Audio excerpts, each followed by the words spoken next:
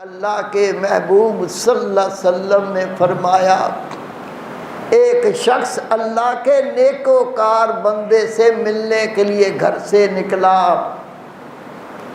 اللہ تعالیٰ نے 70,000 فرشتے اس کے پیچھے کر دیے۔ وہ اس نیکوکار سے ملنے کے لیے چلا، وہ 70,000 فرشتے ان کے پیچھے پیچھے چلتے تھے۔ ایک فرشتے نے پوچھا، آپ کہاں جاتے ہو؟ اس نے جواب دیا، فلاں مقام پر ایک نیکوکار شخص ہے، میں اس سے اللہ کے لیے ملنے جاتا ہوں۔ فرشتے نے پوچھا، وہ تیرا رشتہ دار یا قرابت دار ہے؟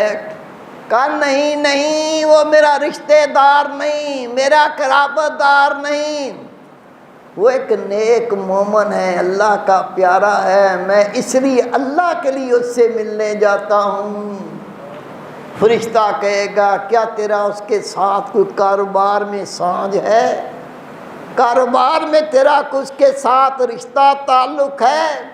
یہ کہے گا، نہیں، اللہ کی قسم میرا اس کے ساتھ کوئی دنیاوی لین دین نہیں، میں تو اس نیک بندے سے اللہ کے لیے ملنے جاتا ہوں۔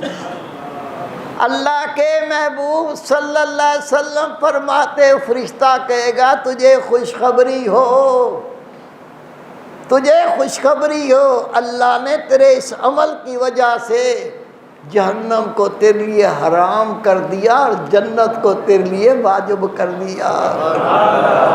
نبی پاک صلی اللہ علیہ وسلم کا فرمان ہے، جو اللہ کے لیے آپس میں ملتے ہیں، جب حشر کا دن ہوگا، قیامت کا دن ہوگا، عرش کے سوا کوئی سایہ نہ ہوگا، اللہ ان اپنے بندے اور بندیوں کو عرش کا سایہ عطا فرمائے گا۔